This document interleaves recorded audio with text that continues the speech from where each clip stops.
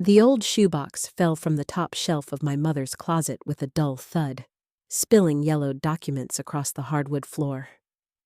I'd been helping clean out her house after she moved to assisted living, expecting to find nothing more interesting than decades-old tax returns.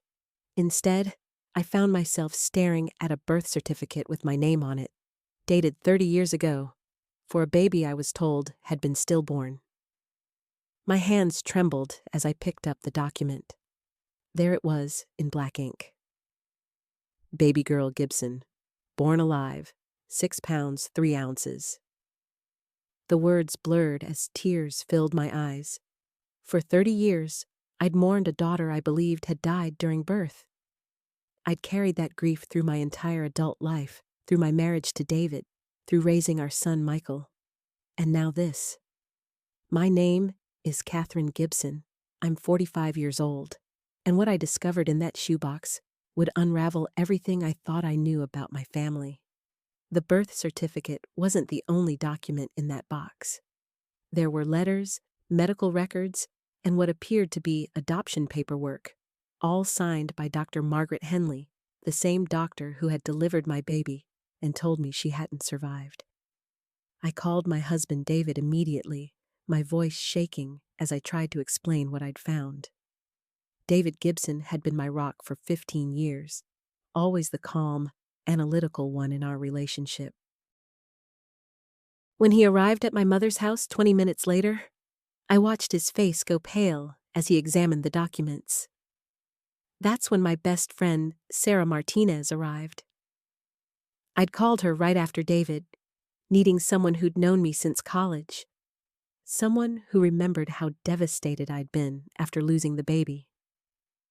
Sarah worked as a paralegal and had a sharp eye for legal documents. She'd been the one who held me while I cried for months after the supposed stillbirth, who'd helped me through the darkest period of my life. "These adoption papers look legitimate," Sarah said, spreading the documents across my mother's kitchen table. "Look at this signature here and here. It's all Dr. Henley's handwriting. Catherine, if this is real, it means your daughter didn't die. It means she was adopted by someone else." The three of us sat in stunned silence for several minutes. David reached over and squeezed my hand, something he always did when he could see I was falling apart. Our son Michael was away at college, completely unaware that he might have an older sister somewhere in the world. "We need to confront my mother about this," I finally said. "She's the only one left who knows what really happened. Dr. Henley died 5 years ago, so she can't explain herself." David nodded, but I could see the concern in his eyes. My relationship with my mother, Dorothy Gibson, had always been complicated. She was controlling, manipulative, and had a way of twisting situations to make herself the victim. At 78, her memory was starting to fade, but she was still sharp enough to be evasive when she wanted to be. Sarah gathered the documents carefully, placing them back in the shoebox. "Catherine, you need to be prepared for the possibility that your mother might deny everything, or that she might have what she thought were good reasons for what she did. What good reason could there possibly be for telling me my baby was dead?" I asked, my voice rising. "Do you know what that did to me? To us?" I gestured toward David. "We wanted more children, but I was so traumatized by losing her that we waited years before we had Michael. And even then, I was terrified the entire pregnancy." "Catherine, what a surprise," she said, barely looking up from her cards. "And you brought David and Sarah? How nice." "Mom, we need to talk, privately." My voice was steadier than I felt. "Where did you find that?" she asked, her voice suddenly smaller. "In your closet.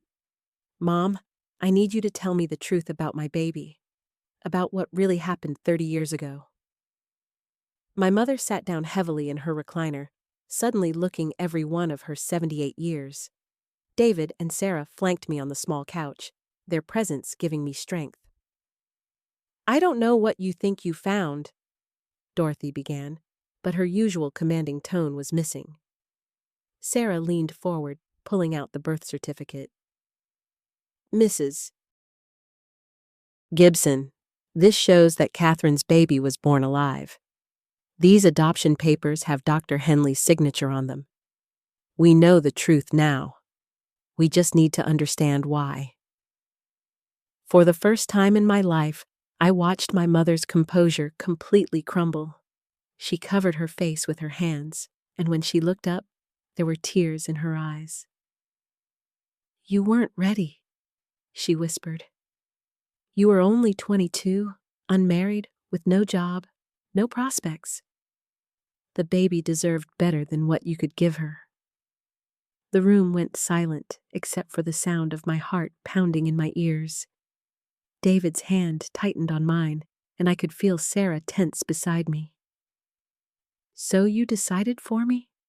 I asked, my voice barely above a whisper. "You and Dr. Henley decided that my baby should be given away, and that I should spend 30 years believing she was dead?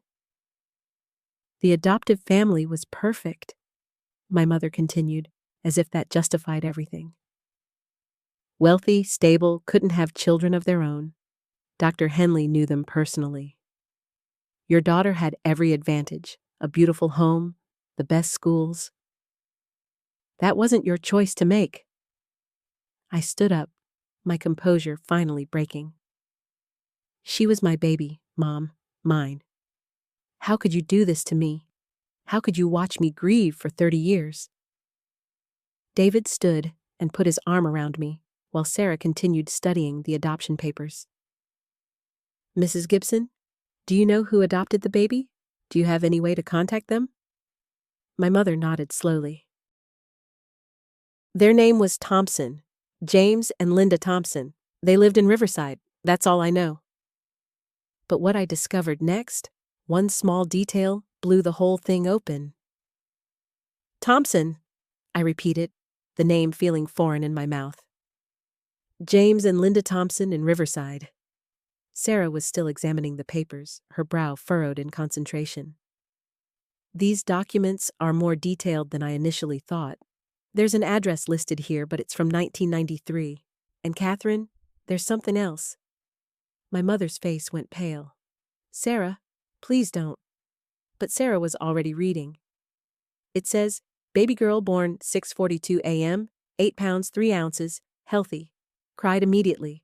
Perfect little fingers, perfect little toes. She has Catherine's nose." Sarah's voice caught slightly. "Mrs. Gibson, you wrote this right after the birth, didn't you?"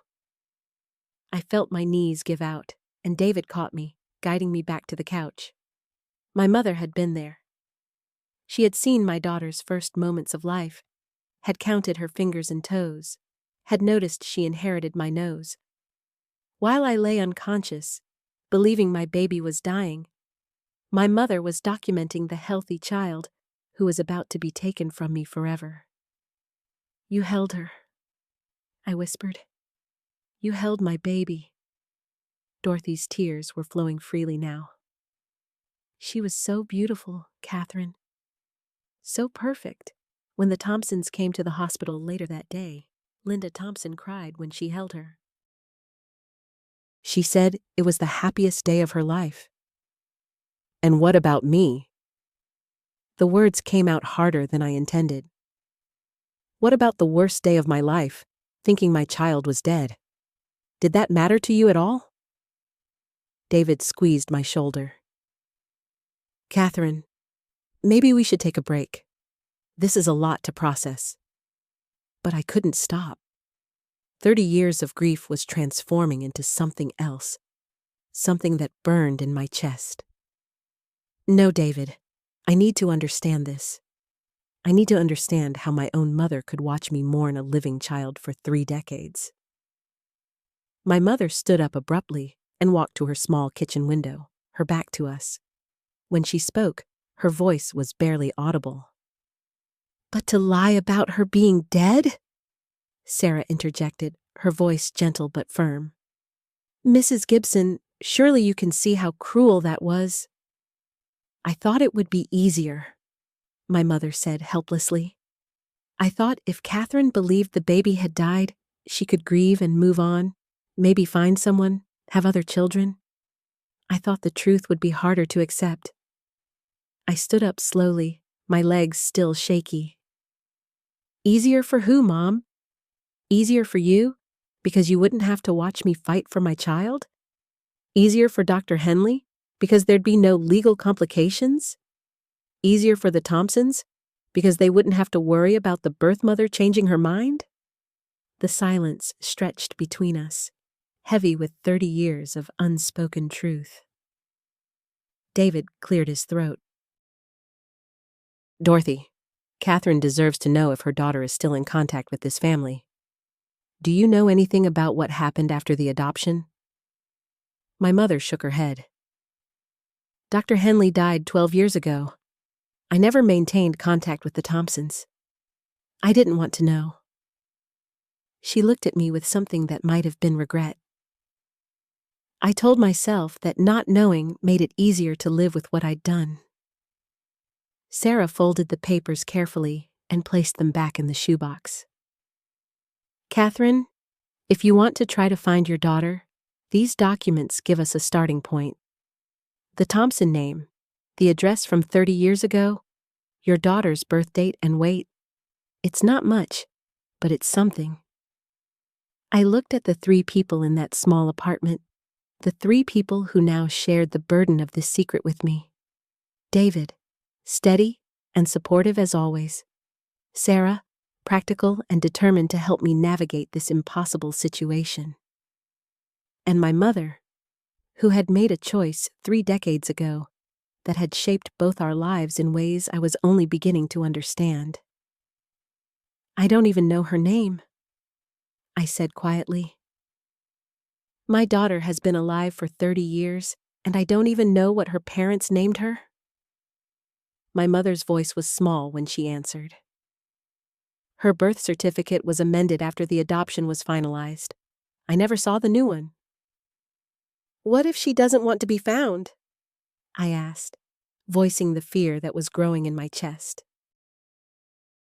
"What if the Thompsons never told her she was adopted? What if finding her destroys the life she's built?" Sarah reached over and took my hand. "Catherine, those are all possibilities we'll have to face if you decide to search for her. But right now, you need to decide what you want to do with this information.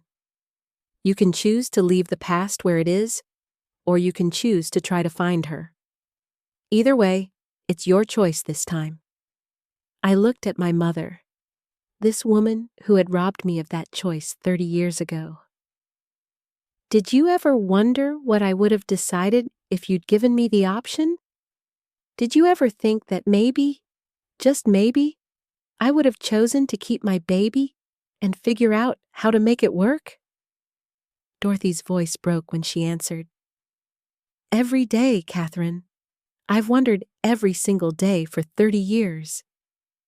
But what I found in the bottom of that shoebox was about to make the decision for all of us." My fingers trembled as I reached deeper into the shoebox, feeling for whatever had shifted to the bottom when Sarah had removed the adoption papers. What I pulled out made the room fall completely silent. It was a photograph. My hands shook so violently that David had to steady the photograph for me to see it clearly. This wasn't just documentation of an adoption. This was proof that the Thompsons had maintained some kind of contact with my mother, that they had sent updates about my daughter's life.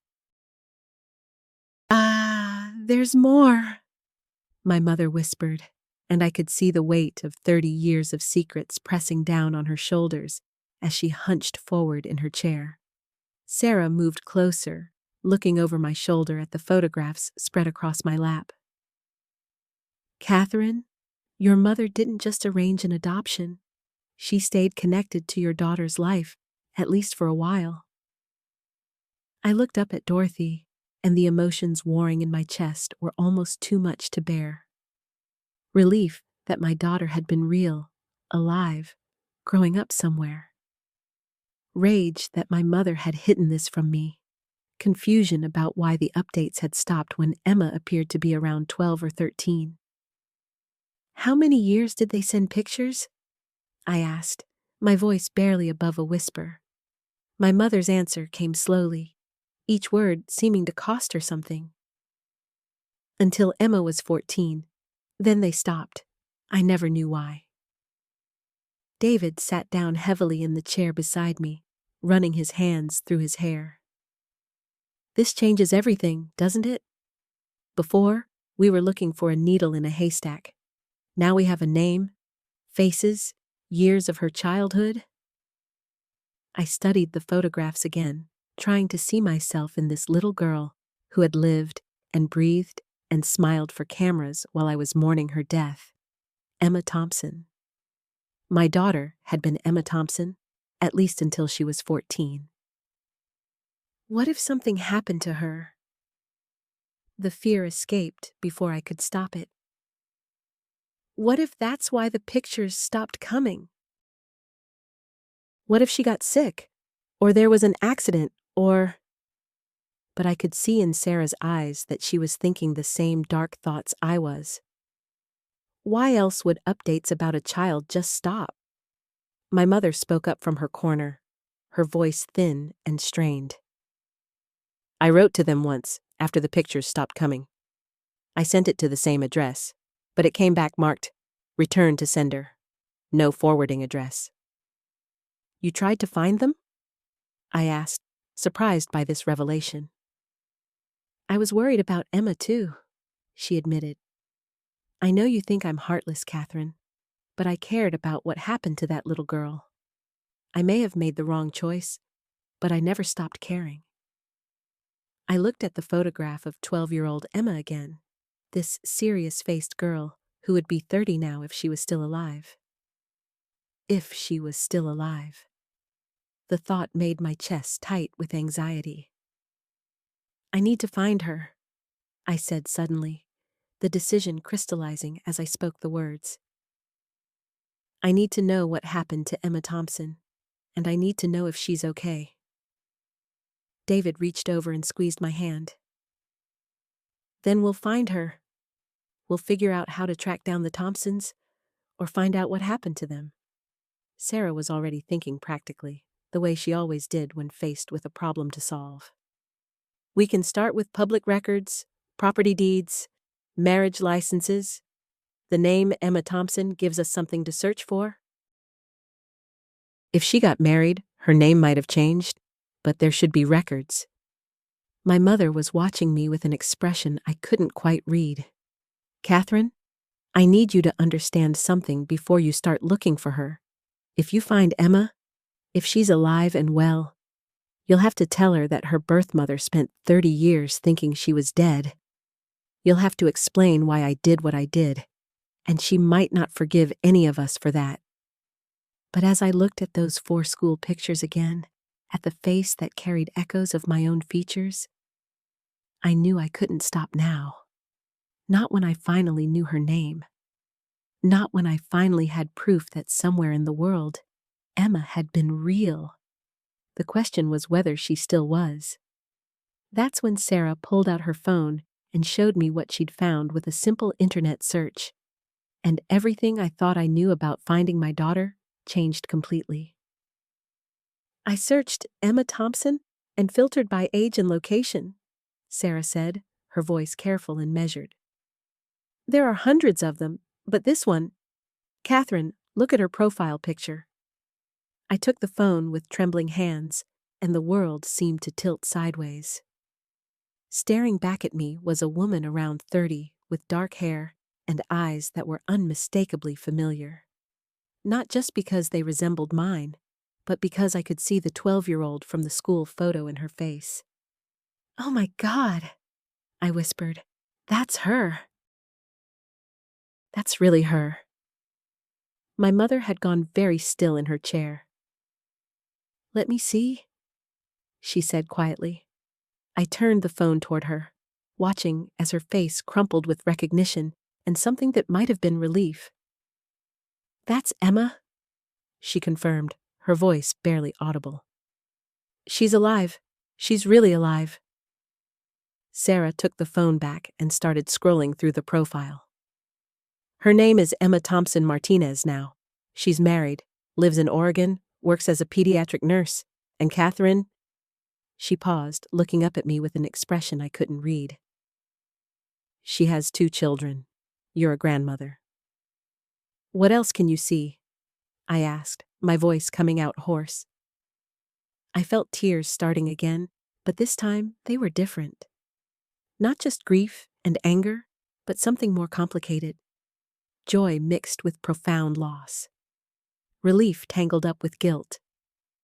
I don't understand, I said, looking between Sarah and my mother. If she's living under the name Emma Thompson Martinez, then the Thompsons were real. They really adopted her. So why did they stop sending pictures? Why did they disappear? My mother shifted uncomfortably in her chair. Maybe they moved. Maybe they thought it was better to cut ties completely as Emma got older. Or maybe, David said slowly, they were following the agreement they made. Some adoptions back then were only supposed to include updates for a certain number of years. I stared at Emma's profile picture again, trying to reconcile this successful, happy-looking woman with the baby I thought I had lost. Does she post anything about being adopted? About looking for her birth family? Sarah scrolled more carefully, reading through posts. I don't see anything obvious. Most of her posts are about her kids, her work, some vacation photos. Wait. She paused, frowning at the screen. There's something from about 6 months ago. She shared an article about adoptee rights and reunion stories. What does it say? I asked urgently. I need to contact her, I said suddenly. I need to tell her I'm alive, that I thought she was dead, that I never wanted to give her up. Catherine, slow down, David said gently. This is huge. You need to think about how to approach this carefully.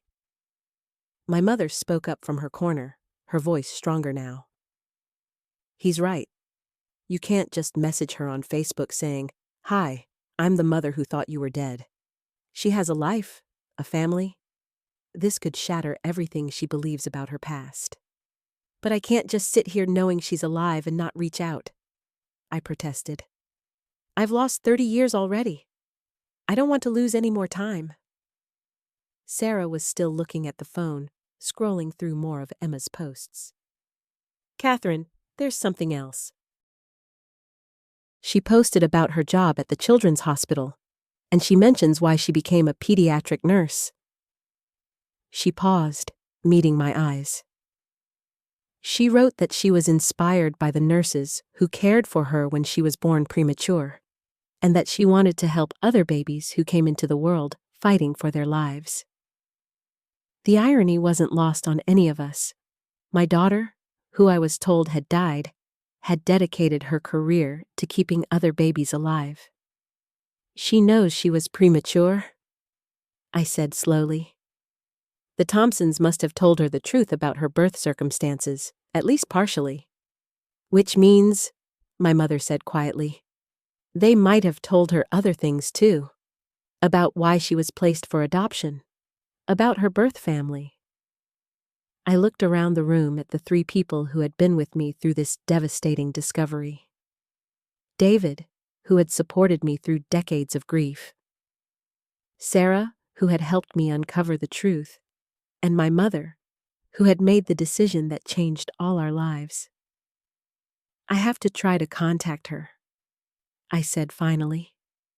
I can't live with knowing she's out there and not attempting to reach out. But I need to do it right. I need to find a way to approach her that won't destroy her life.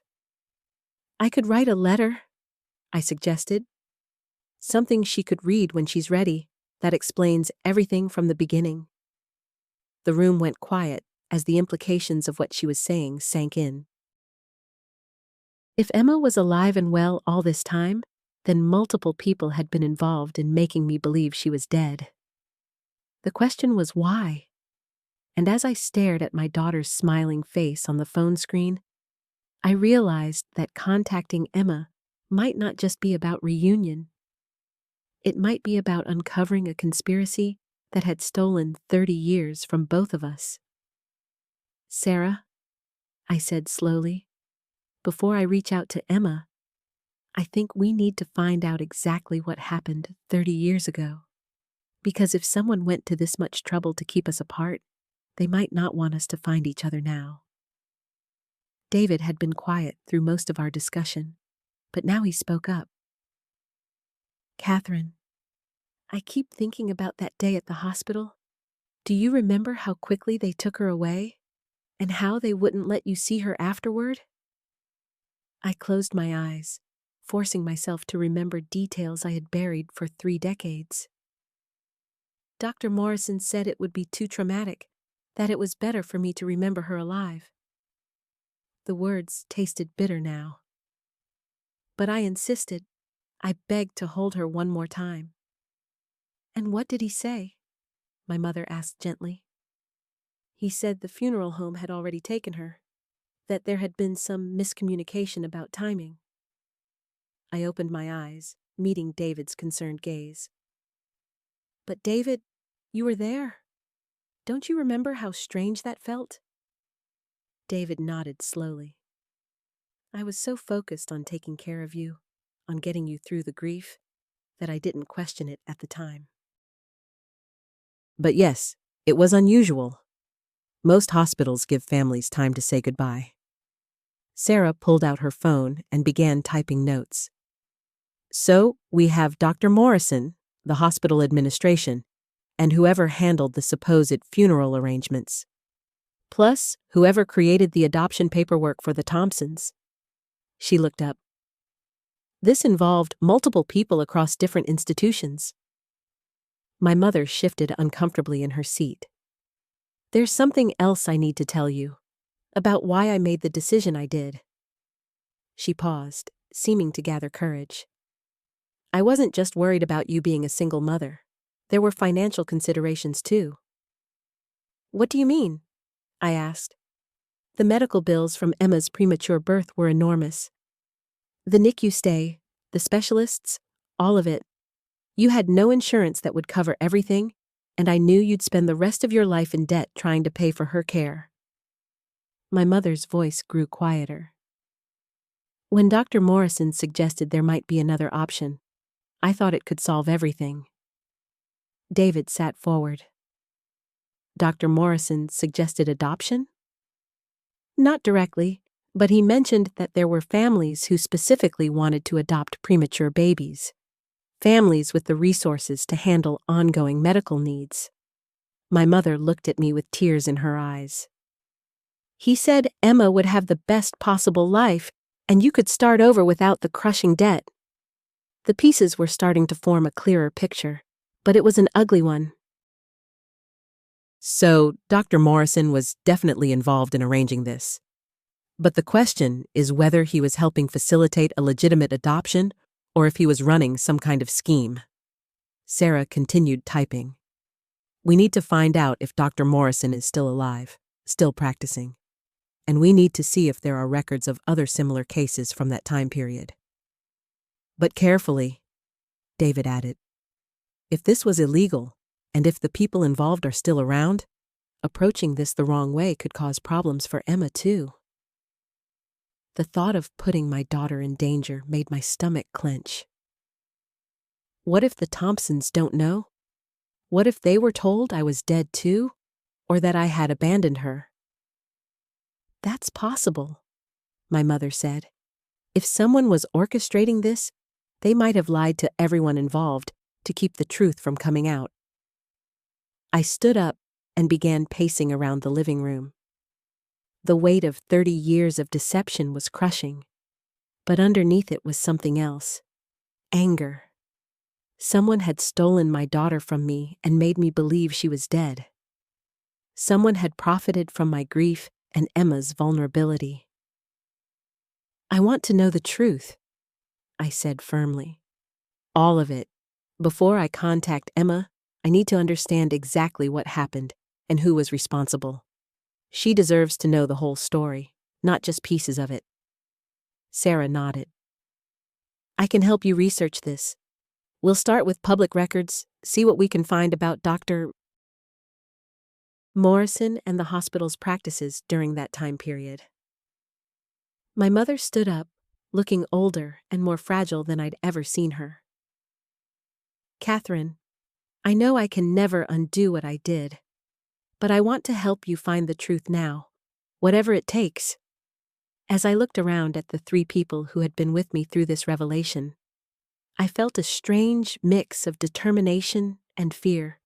We were about to dig into something that had been buried for 30 years, something that powerful people had gone to great lengths to hide. But as I glanced back at Emma's photo on Sarah's phone, I knew we had to try. My daughter had grown up believing her birth mother had given her away. I had spent 30 years believing my daughter was dead. Someone owed us both an explanation. The question was whether they would be willing to give it, or whether uncovering the truth would put all of us in danger. I found him, Sarah announced, looking up from her screen with a mixture of triumph and unease. Dr. Morrison died in 2018, but Catherine, you need to see this. I set down my coffee cup and moved to look over her shoulder. The obituary on the screen painted the picture of a respected physician who had served the community for decades, but Sarah scrolled down to show me what she had really discovered. Look at this article from 1987, just 5 years after Emma was born. The state medical board launched an investigation into irregular adoption practices at 3 hospitals, including St. Mary's, where you gave birth. The investigation was dropped due to insufficient evidence, but several nurses came forward with allegations. My mother, who had been quietly sorting through papers at the other end of the table, looked up sharply. What kind of allegations? That healthy babies were being declared stillborn or severely disabled, then secretly placed with adoptive families who paid substantial fees directly to certain doctors. Sarah read from her notes. The families were told the birth mothers had died or abandoned the children. The room fell silent except for the tick of the grandfather clock in the hallway. David, who had been pacing behind us while Sarah worked, finally stopped and leaned against the doorframe. So Emma and I were both victims, I said quietly. Someone saw an opportunity when I was unconscious after the difficult delivery. A young, unmarried mother with no support system, a baby that could disappear into a new family. Sarah nodded grimly. The article mentions that the adoptive families often didn't know the truth either. They were told they were saving children who had been abandoned or orphaned. Everyone was deceived, except the people making money from it. My mother's hands trembled as she reached for her water glass. I should have insisted on seeing the body. I should have asked more questions. But I was so focused on protecting you from what I thought would be more pain. I stared at Emma's photo, which Sarah had printed and pinned to our makeshift evidence board. In the past 3 days, I had memorized every detail of her face, looking for traces of myself, of my family. She had my eyes, definitely, and something about her smile reminded me of my father. There's something else, Sarah said carefully. I found records showing that the Thompsons made a substantial donation to a children's charity that Dr. Morrison founded around that time. It might be completely legitimate, but the timing is suspicious. How substantial? I asked. $50,000 in 1982. That would be worth about $150,000 today. I need some air, I said, stepping out onto the back porch. The October evening was crisp, and I could smell wood smoke from someone's fireplace. Normal life continuing around us while my world rearranged itself again. David followed me outside, settling into the porch swing beside me. What are you thinking? I'm thinking about all the birthdays I missed, all the scraped knees I didn't kiss, the bedtime stories I didn't read. And I'm thinking about Emma growing up believing I didn't want her. My voice cracked on the last words. But she also grew up loved, David pointed out gently. Whatever else is true, the Thompsons raised her. She had a childhood, an education, opportunities. Sarah appeared in the doorway, her expression troubled. I hate to interrupt, but I found something else. Emma isn't just a teacher. She's been searching for her birth family for the past 5 years. She's registered with adoption reunion websites. She's even hired a private investigator. My heart lurched. She's looking for me? The posts I found suggest she's been told different stories about her origins. Sometimes that her mother died, sometimes that she was very young and couldn't care for a baby. She doesn't seem to know which version is true. I stood up abruptly, pacing to the porch railing. She needs to know the truth, all of it. She's been searching for answers, and I've been grieving a child who was alive and looking for me. My mother had joined us on the porch, wrapping her cardigan tightly around herself. What if the people who arranged this are still alive? What if coming forward puts Emma or her adoptive family in danger? Sarah leaned against the doorframe, still holding her laptop. There's one more thing. Emma's private investigator recently requested records from St. Mary's Hospital. The request was denied, but it means she's getting close to finding something. The pieces were falling into place, creating a picture I both wanted and dreaded to see completely. Emma was actively searching, which meant I might not have much time to decide how to approach her. If she was working with an investigator, they might uncover the same information we had found, but without the context of my side of the story. I need to contact her soon, I said finally, before she finds out some other way. David moved to stand beside me, his presence steady and reassuring. Maybe you start smaller. Maybe you don't lead with the whole truth right away. But that's exactly the problem.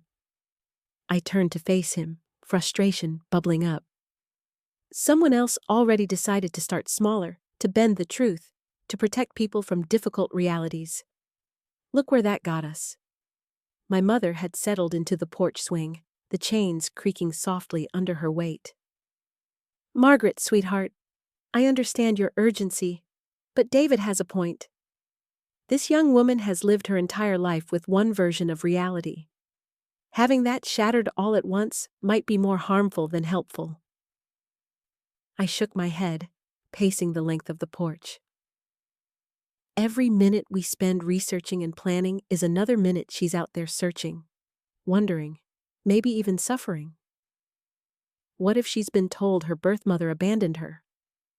What if she's carrying that pain around every day? The wooden boards creaked under my feet as I walked back and forth, my mind racing through possibilities and scenarios. The porch light cast long shadows through the spindles of the railing, creating a pattern that seemed to shift and dance with my movement. I keep thinking about that night at the hospital, I continued, my voice growing stronger with conviction. I was so young, so scared, and I trusted them completely. I believed everything they told me because I thought doctors and nurses were supposed to help, supposed to tell the truth. Emma trusted the people who raised her the same way.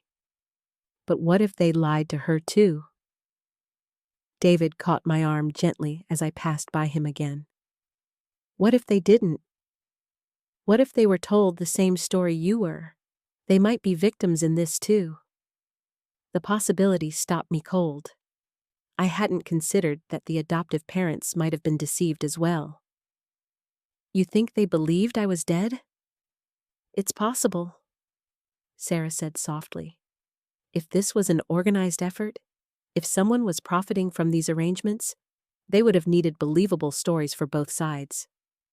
The adoptive parents would need to believe they were saving a child who had no other options. My mother's voice drifted from the swing, heavy with years of regret. I should have asked more questions back then. Should have demanded to see her body, insisted on more details. I was so consumed with taking care of you, with your grief and recovery, that I just accepted what they told us. The night air carried the scent of honeysuckle from the garden, a sweet contrast to the bitter taste of betrayal that seemed to coat everything. I pulled my knees up to my chest, feeling smaller and more vulnerable than I had in years. What if she doesn't want to meet me? The fear I'd been pushing down finally escaped. What if finding out the truth about her birth just brings her pain? What if she's happy with her life and doesn't want it complicated by a mother who couldn't protect her from being stolen away? Sarah came down the steps to sit beside me, her shoulder warm against mine. What if she's been waiting her whole life to meet you? What if knowing the truth, even if it's painful, is exactly what she needs to heal? The questions hung in the air between us, each one carrying the weight of 30 years of separation and longing. In the distance, a train whistle echoed across the valley, a lonely sound that seemed to capture everything I felt about the years that had been lost. I found her adoption agency, Sarah said suddenly, pulling her laptop back open. Thompson Family Services. It was a small operation that closed down 15 years ago, amid some kind of scandal. My heart began to race again. What kind of scandal? David leaned over Sarah's shoulder to read the screen. Does it mention what happened to the people who ran it? She knew, I whispered, the betrayal cutting fresh and deep. She looked me in the eye and lied to me while I cried over my supposedly dead baby. We need to find Patricia Mills, I said, standing up with sudden determination. Before I contact Emma, I need to know exactly what happened and who else was involved. Emma deserves the complete truth, not just pieces of it. But as Sarah began typing, her face went pale in the laptop's glow. Margaret, you need to see this. Patricia Mills lives about an hour from here. But that's not the shocking part. She's been trying to contact you. There are letters, registered mail attempts going back 6 months, all returned because they were sent to your old address. My hands trembled as the implications sank in. Patricia Mills, one of the people responsible for stealing my daughter, had been trying to reach me. After 30 years of silence, she wanted to talk. The question was, what did she know that we didn't? The letters. There were letters. What kind of letters? I asked, though part of me wasn't sure I wanted to know. Sarah scrolled through what appeared to be some kind of postal tracking website. They're all marked personal and confidential, please forward. The return address is definitely Patricia Mills. The first attempt was 8 months ago, actually. Then again, 6 months ago, 4 months ago, and the most recent one was just last month. My mind raced backward through time. 8 months ago, I had been settling into the new apartment after finally selling the house where Tom and I had raised our family. The house where I had grieved for Emma, where I had turned her would-be nursery into a shrine that I visited every year on her birthday. The forwarding service had expired after 6 months, which meant Patricia Mills had been sending letters into the void, just as I had been living in one. She knows something, I said, the words coming out more as a statement than a question. After all these years, something made her decide to contact me. David had been quiet during this exchange, but now he leaned forward. Mom, what if she's sick? What if she's dying and wants to clear her conscience? The thought sent a chill through me. What if Patricia Mills took her secrets to the grave before I could learn the truth? What if Emma never got the answers she deserved about why she was stolen from me? We need to find her current address, I said with a determination that surprised me. If she's been trying to reach me, then she's ready to talk. And I'm ready to listen, even if what she has to say destroys me all over again. Millbrook. I knew the town. It was a small place where a lot of people went to retire. Rolling hills, antique shops, the kind of place where someone might go to live quietly with their guilt. I could call her, Sarah offered, reaching for her phone. No. The word came out sharp, surprising all of us. I took a breath and continued more gently. No, this is something I need to do myself, face to face. If Patricia Mills has been carrying this secret for 30 years and finally decided to unburden herself, she owes me the courtesy of looking me in the eye when she does it. The thought of confronting the woman who had comforted me while lying to my face made my stomach turn, but I knew David was right about one thing. If she was trying to clear her conscience, it might be because time was running out. I couldn't risk waiting any longer. When do you want to go? David asked. I looked at my son, then at Sarah, realizing how much their support meant to me in this moment. Just hours ago, my biggest worry had been whether the new coffee shop downtown would live up to the hype.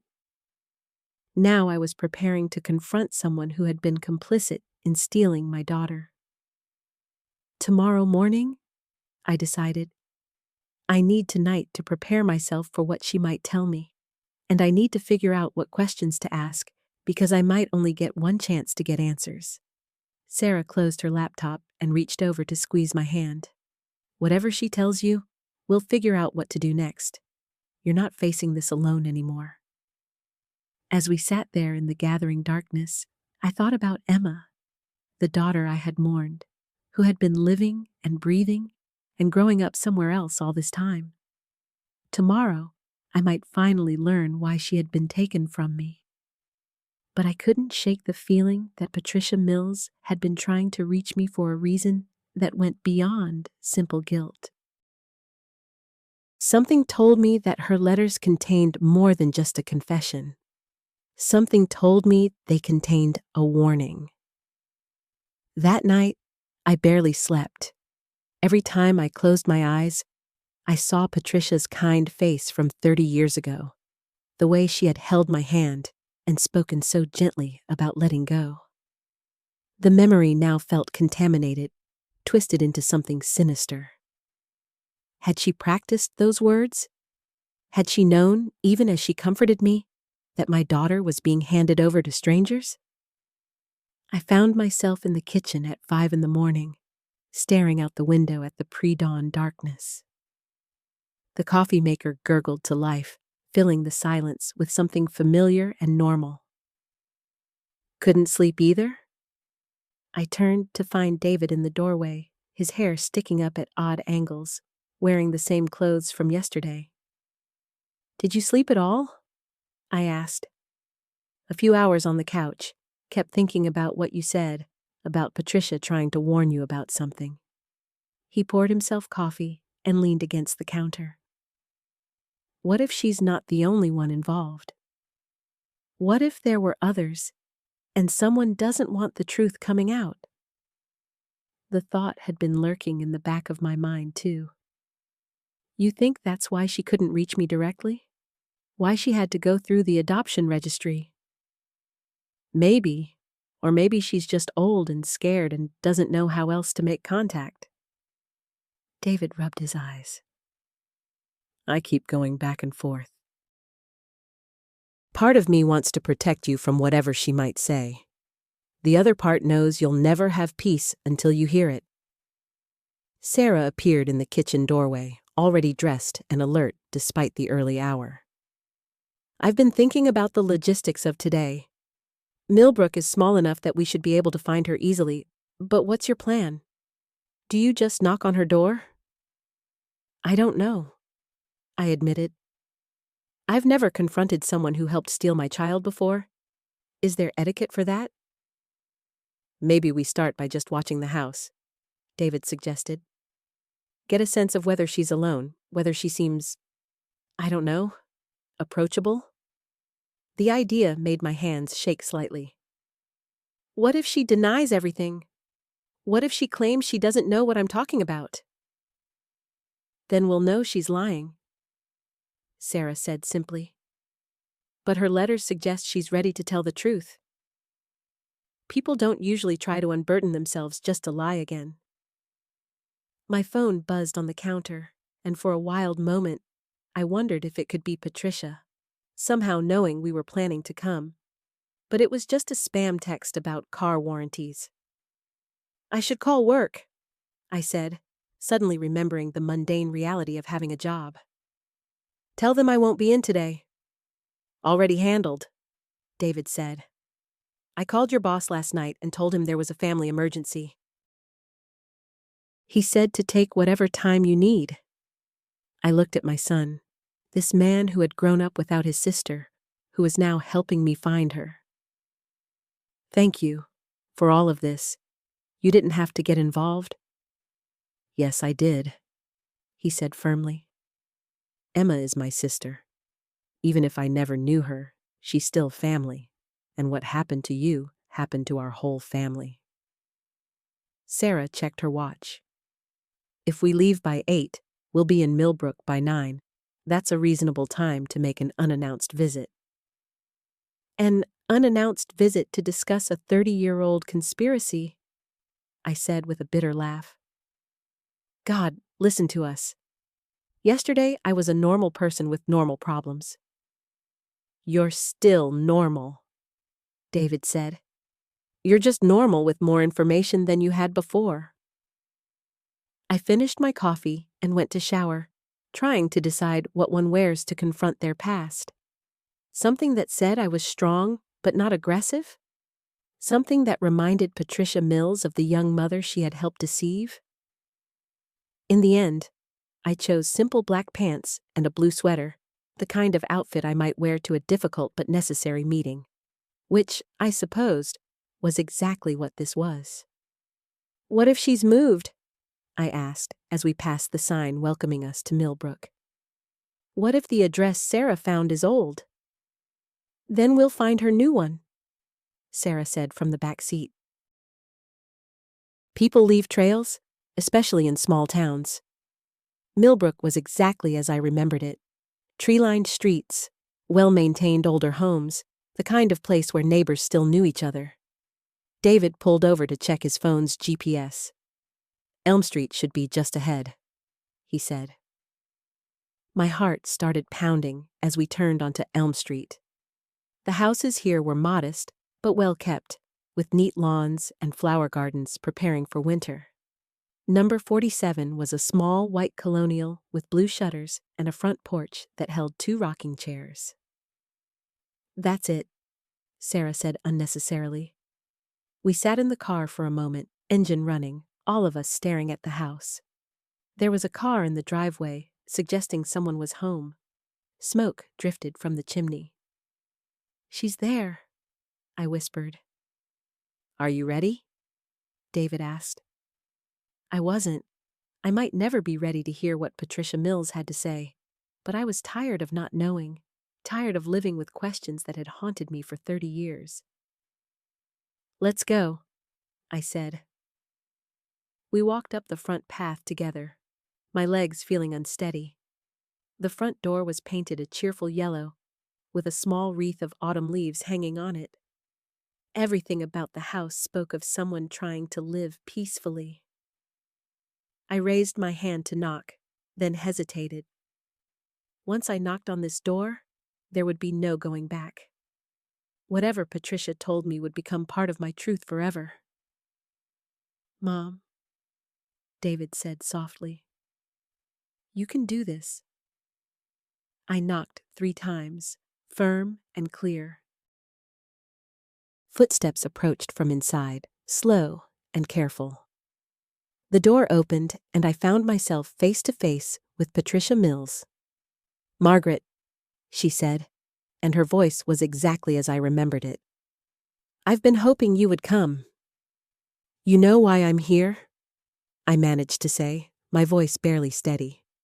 Patricia nodded slowly. I've known this day would come eventually. Please, come in, all of you. Please, sit, Patricia said, gesturing to a well-worn sofa. "Can I get you some coffee? Tea?" "We're fine," David said when I couldn't find my voice. Patricia settled into a recliner across from us, her hands folded in her lap. The silence stretched between us, heavy with 30 years of secrets. "I need to know about my daughter," I finally said. "The baby you told me was stillborn." Patricia closed her eyes for a long moment. When she opened them, they were filled with tears. Emma Rose. That's what her adoptive parents named her. Emma Rose Patterson. "Where is she?" Sarah asked gently. "She lives about 2 hours from here, in Cedar Falls. She's a teacher at the elementary school there. Married, with 2 children of her own." Patricia's voice grew softer. "She has your eyes, Margaret, and your stubborn chin." David reached over and took my hand. I was shaking so badly I couldn't speak. "Why?" I whispered. "Why did you do it?" Patricia was quiet for so long I thought she might not answer. When she finally spoke, her voice was full of pain. "Dr. Harrison was my supervisor. He told me there was a couple who had been trying to have children for years, that they would give your baby everything you couldn't. You were so young, Margaret. 17, unmarried, no family support. He convinced me we were saving both you and the baby from a life of struggle." "That wasn't your choice to make," David said, his voice tight with anger. "No, it wasn't," Patricia agreed. "Not a day has gone by that I haven't regretted it, not one single day." "But the death certificate," Sarah said. "The funeral arrangements you helped me make." "All fake. I falsified the records. The baby you buried was... There was another infant, one who had actually been stillborn. We used that child for the burial while Emma went to her adoptive family." Patricia's voice broke. "I've carried this guilt for 30 years. It's eaten away at everything good in my life." I stared at her, trying to process what she was telling me. My daughter was alive. She was a teacher. She had children. She had lived an entire life while I mourned her death. "Does she know?" I asked. "Does Emma know she's adopted?" Patricia nodded. Her adoptive parents told her when she was 18. She came looking for information about her birth mother several years ago. I gave her what I could without revealing what I had done. "What did you tell her?" "That her birth mother was young, that the pregnancy was difficult, that she had wanted what was best for her baby." Patricia wiped her eyes. Emma said she understood. She said she hoped her birth mother had gone on to live a happy life. The irony was crushing. While I had spent 30 years grieving, my daughter had been hoping I was happy. "I need to see her," I said. "I need to meet her." "I can give you her contact information," Patricia said. "But Margaret, you need to be prepared that she might not want to meet you. She has her own life, her own family. She might not want to disrupt that." David squeezed my hand. "We'll deal with whatever happens." "This is everything I have," she said, bringing it over to me. Photos, copies of her school records that I managed to get over the years, newspaper clippings about her teaching awards. I kept track of her because I needed to know she was okay. My hands shook as I opened the folder. The first thing I saw was a high school graduation photo. The girl in the picture had my dark hair and David's strong jawline. She was beautiful, with kind eyes and a bright smile. "Good people," Patricia said. "Robert and Linda Patterson. He was a banker, she was a librarian. They couldn't have children of their own. They loved Emma completely from the moment they got her." I found a newspaper clipping about Emma's wedding. She looked radiant in her wedding dress, standing next to a tall man with gentle eyes. The caption read, Emma Rose Patterson marries James Mitchell in Cedar Falls ceremony. She kept her adoptive name even after marriage, I noticed. She was very close to her adoptive parents. They both passed away in the last few years. Cancer took them both within 6 months of each other. Emma took care of them both until the end. I felt a sharp pang of loss for these people I had never met, who had raised my daughter with love when I couldn't. Her children? David asked. Patricia smiled for the first time since we had arrived. 2 little girls. Sophie is 8, Grace is 5. Emma brings them to the library here sometimes when she visits her husband's family. I've seen them from a distance. They're beautiful children. I had grandchildren, 2 little girls I had never met. I don't know how to do this, I admitted. How do you contact the daughter you thought was dead for 30 years? Very carefully, Sarah said, and with no expectations. David was studying Patricia carefully.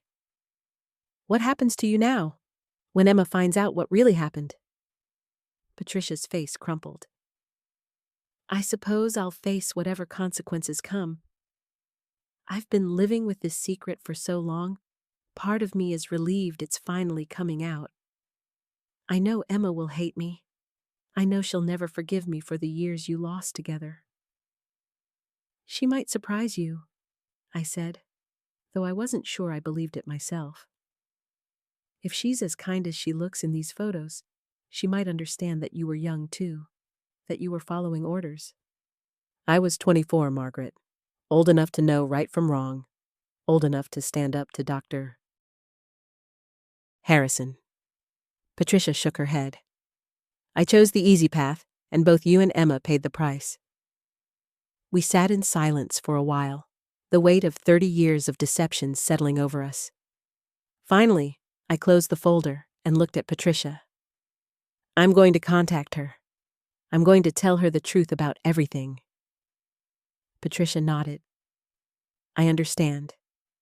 And I want you to know that if she wants to hear from me, if she wants an explanation, I'll tell her everything. I owe both of you that much. As we prepared to leave, Patricia walked us to the door. Margaret, she said, catching my arm gently. I know this doesn't make up for anything, but Emma grew up loved. She had music lessons and dance classes and family vacations. She went to college, found work she loves, married a good man. The life she lived was a good one. Thank you for telling me that, I said, and I meant it, even though it didn't ease the ache of all the years I had missed. Drop a comment. When did the pattern click for you? What now? David asked as we got in the car. I looked down at the folder in my lap, full of pieces of Emma's life. Now I figure out how to introduce myself to my own daughter.